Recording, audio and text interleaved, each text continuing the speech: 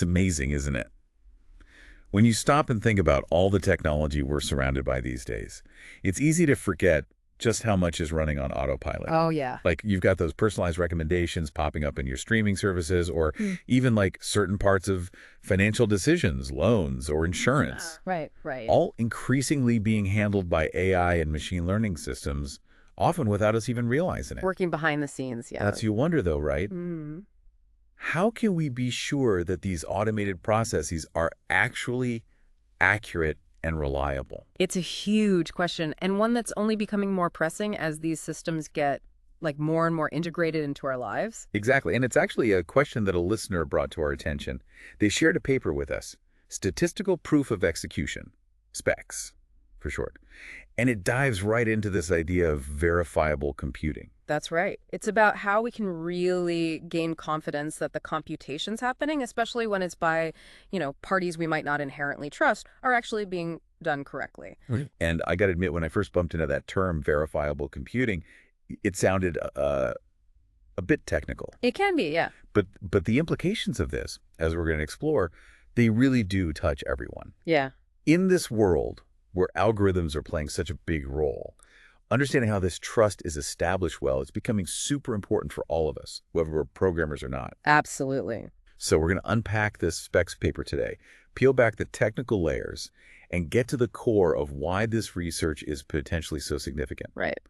And one of the things that really struck me, as the paper highlights, is how this protocol SPEX, it actually starts to tackle those complexities of verifying non-deterministic computations. Yeah. Things like AI and large language model stuff that, honestly, a lot of us are probably already interacting with indirectly through all sorts of apps and services. And that's a really crucial area where these traditional methods often struggle. Right. What makes SPEX so interesting is this novel approach. It's a sampling-based protocol, which means it offers strong guarantees about the accuracy of computations without that huge overhead you get with some existing methods. And the paper really stresses its potential in areas like cloud computing and blockchains. Places where transparency and that ability to verify computations are so vital. Okay, so for our deep dive today, the mission is pretty clear. Yeah. We're going to break down this whole idea of verifiable computing, explore why some of the current methods might not always cut it, and then we'll really dig into how SPEX works, under the hood. Together. We'll even look at how it handles those situations where the output of a computation, it might not be exactly the same every time, even if the process is correct. Right. That's a key challenge. So ready to jump in? Yeah, let's go. All right, perfect. So let's lay the groundwork first. Let's talk about the basic problem of verifiable computing itself. All right, so the paper gives this formal definition. They say, essentially, if you have some task, we'll call it C, and a solver produces an output A, along with a proof, which they often denote by this question mark symbol, then a verifier uses that proof to check if that output A is correct. So it's kind of like if I ask you to solve a problem, you not only give me the answer, but also show me all your work so I can check if you did it right. Yeah, that's a pretty good way to think about it.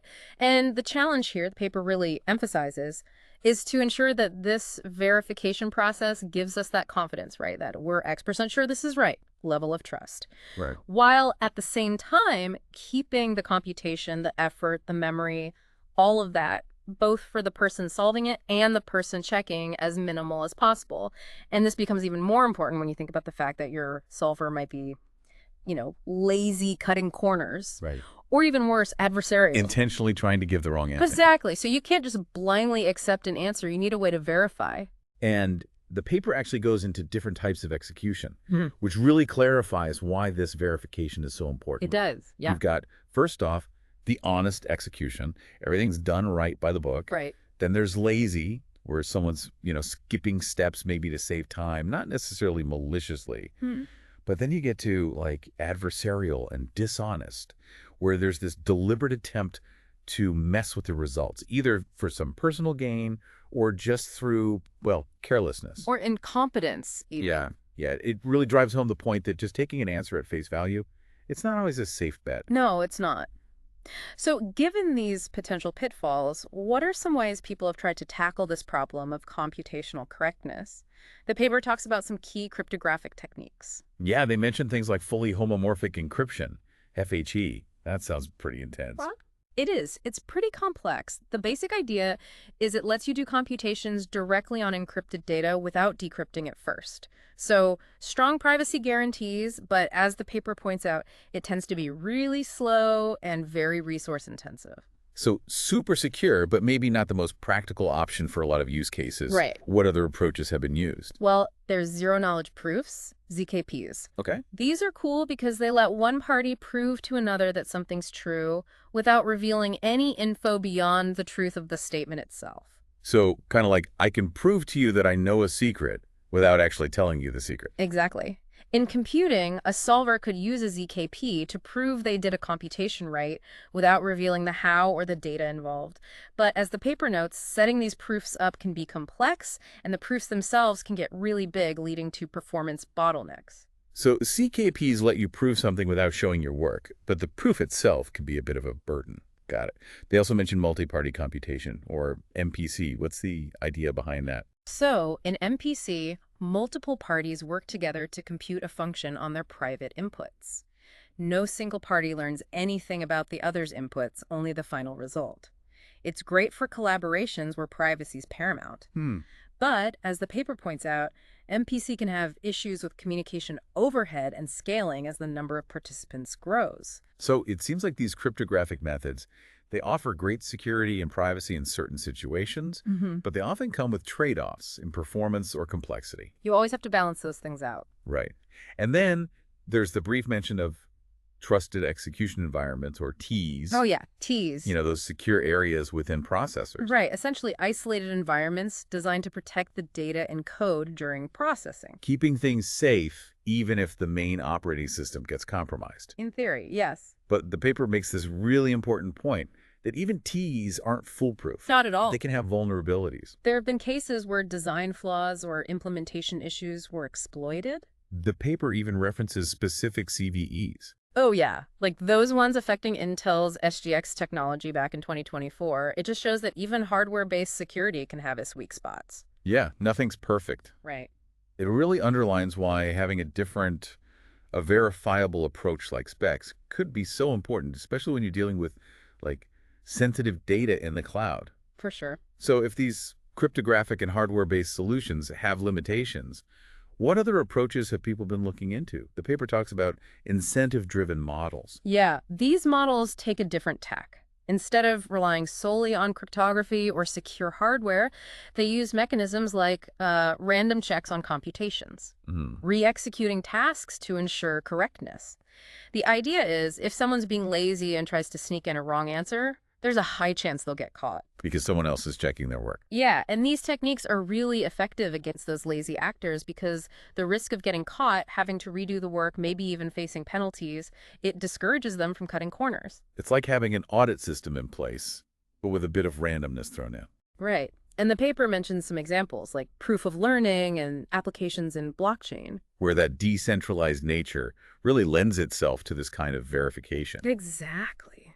So incentive-driven models are popping up in all sorts of contexts, like verifying machine learning processes or computations on those decentralized blockchains. And this is where SPEX comes in.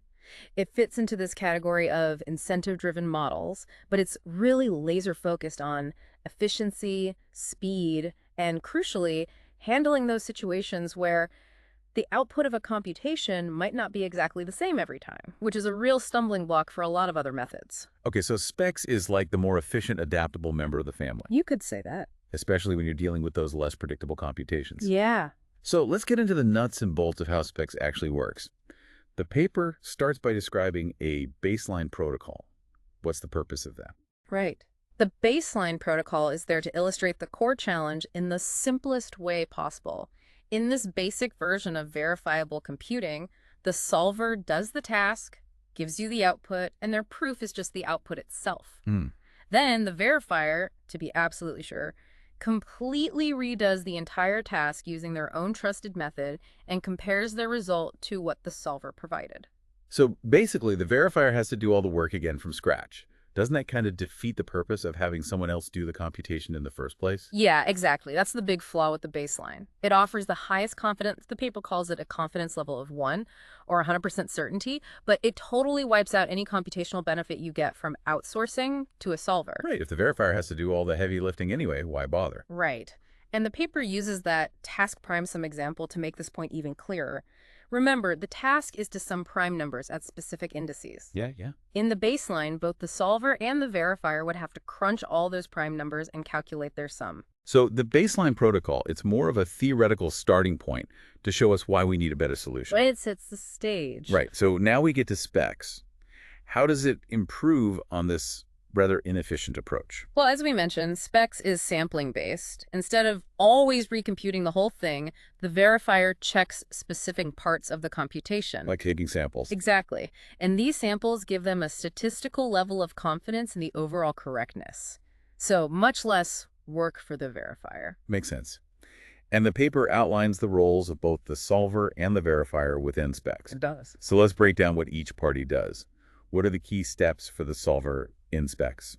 Okay, so the solver takes the input for the task, what the paper calls solver input, and importantly, they also take a false positive rate as input. Okay. This rate defines how much risk they're willing to take, essentially. How likely it is that the proof they generate might incorrectly say the computation was correct when it wasn't. Then they do the computation and produce the output, the solver output, the result of the task, and a solver proof. Okay. And this proof, according to the paper, includes a Bloom filter and a count of the number of items added to it. A Bloom filter. That's a new one. What's that all about? It's a really clever data structure. You can think of it as a fast way to check if something might be in a large set of data. Okay. It can sometimes give a false positive, saying something's there when it's not, but it'll never give a false negative. So if it says it's not there, you can be absolutely sure it wasn't added. Exactly. And it's very compact, which is great for speed. In SPEX, the solver uses this Bloom filter to create a kind of snapshot of the states the computation went through. Okay, so the solver does the work, gets the answer, and also creates this Bloom filter as a sort of compact log. Yeah, like a fingerprint. Got it. What does the verifier do with all this? They receive the original request, the solver's output, and that proof with the Bloom filter. They also take a verification ratio as input. This ratio basically represents how confident they want to be in the result. Based on this, they might do a partial recomputation, basically sampling parts of the task. Then they check if those sampled parts are in the Bloom filter. And to be extra safe against sneaky solvers, they might also just recompute the whole thing and compare the result. So the verifier is doing these spot checks with the Bloom filter to catch simple mistakes, and occasionally doing the full calculation to make sure no one's trying to pull a fast one. Right. And the paper uses that task prime sum example again here. Yes. So remember, we're summing primes at specific indices. A lazy solver might try to just guess some primes to save effort. Right. An adversarial solver, on the other hand, might do the calculations correctly but report a wrong final sum. Tricky. The solver's Bloom filter would contain the primes they computed, so the verifier would randomly pick some indices, check if those primes are in the Bloom filter. If a prime's missing, it suggests the solver was probably lazy. And the full recomputation by the verifier would catch that adversarial solver who has the right primes but gives the wrong sum. Exactly. Clever. So how much work the verifier has to do, the sampling and recomputing, it's directly tied to how confident they want to be. Precisely. The higher the desired confidence, the more checking the verifier does. The paper actually states that the computational overhead for verification in SPEX for a large number of requests, it's proportional to this confidence level, which is a big improvement over that baseline protocol where it was always 100%. Okay, so SPEX seems like a way more efficient way to be confident about the correctness of computations. But the paper also highlights its ability to deal with non-deterministic computations, which sounds even trickier. How does SPEX handle those situations where the output might not be exactly the same, even if the process was done right? Yeah, this is a really important point, especially with AI and large language models becoming so prevalent. Computations involving things like floating point numbers, those decimals, or semantic embeddings used in natural language processing, or even the plans generated by AI agents. They can all have slight variations even if the underlying process is correct. This can be due to things like the precision limits of computers, different but semantically similar representations, or just multiple valid runs to achieve a goal. If you just compared outputs directly, you might wrongly flag a correct computation as wrong because of these minor differences. Yeah, like if an AI gives me a slightly different phrasing of an answer, even though the meaning's the same, you wouldn't want the verification to fail just because of that. Exactly. So SPEX uses that Bloom filter we talked about, combined with some really clever hashing techniques that are designed for these different types of outputs. Okay. For numerical arrays, which often involve floating point numbers, they introduce a tolerance parameter. So instead of hashing the exact value, they create a small acceptable range around each value based on this tolerance. Makes sense. Then they turn these ranges into a discrete form and generate a set of integer hashes for each. The idea is, if two arrays are basically the same within that tolerance, they'll share at least one matching hash in each corresponding set. So it's not about exact matches anymore, but rather about whether things fall within an acceptable range of similarity. Seems like a very practical way to deal with the inherent, fuzziness of floating point numbers. What about those semantic embeddings, the ones that capture the meaning of words and phrases? With those, the challenge is that embeddings of semantically similar items might not have identical values. So standard hashing wouldn't recognize their similarity. To solve this, SPEX uses locality-sensitive hashing, or LSH. Okay. LSH is a family of techniques designed to map similar objects into the same or nearby buckets, while dissimilar objects go into different buckets. So things that are close in meaning end up close together, even if their exact values aren't identical. Exactly. They mention using reference points and distances to do this. By comparing these distances between the embedding and the reference points, you get a hash that reflects semantic similarity. They also mention random hyperplanes as another LSH approach. Okay, so SPEX uses LSH for those things that are similar in meaning, but not identical in value. And what about those plans generated by large language models, those agentic plans, as the paper calls them? Right, those can be all over the place, even if they lead to the same outcome. Exactly. But the paper makes this really interesting observation. While the natural language part of the output can vary, the underlying steps, the function calls needed to achieve a goal, are often more consistent. Okay. So SPEX suggests parsing these plans, extracting those function calls and their inputs, and then hashing them using either the numerical array hashing for numbers or semantic hashing for text. So even if the explanation changes, if the fundamental actions are the same, the hashes should be similar. It's like focusing on the underlying logic rather than the surface level words. Really clever. So bringing it all together, what are the main advantages of SPEX? Why is this something to be excited about? Well, the paper highlights several key benefits. First, it's potentially much faster for verification compared to a lot of other methods. So key is always good. Right. And it's more cost-effective when it comes to the computational resources needed. Then the protocol itself is, simpler to implement and understand compared to those complex cryptographic approaches. Is a big plus. And then, crucially, it actually tackles the verification of non-deterministic computations. That's becoming increasingly important in our tech landscape, and it offers flexible guarantees about the correctness. You can adjust the confidence level based on your needs. Finally, it has minimal overhead and is designed to be easily parallelizable. So even more potential for speed gains there. That's a pretty impressive list of pluses. It seems like SPEX could be a big step forward in building trust and accountability into these automated systems. It addresses a fundamental need, especially as these systems become more complex and woven into our lives. So as we wrap up our deep dive into this SPEX protocol, what are the key takeaways? What's important to remember? I think the core problem is how to ensure that computations are being done correctly, especially when it's done by someone you might not completely trust. SPEX offers this promising new solution using statistical sampling and Bloom filters, along with those special hashing techniques. What makes it particularly relevant for you is how it handles those variations in non-deterministic outputs. So stuff coming from AI and large language models tech that's already shaping your world.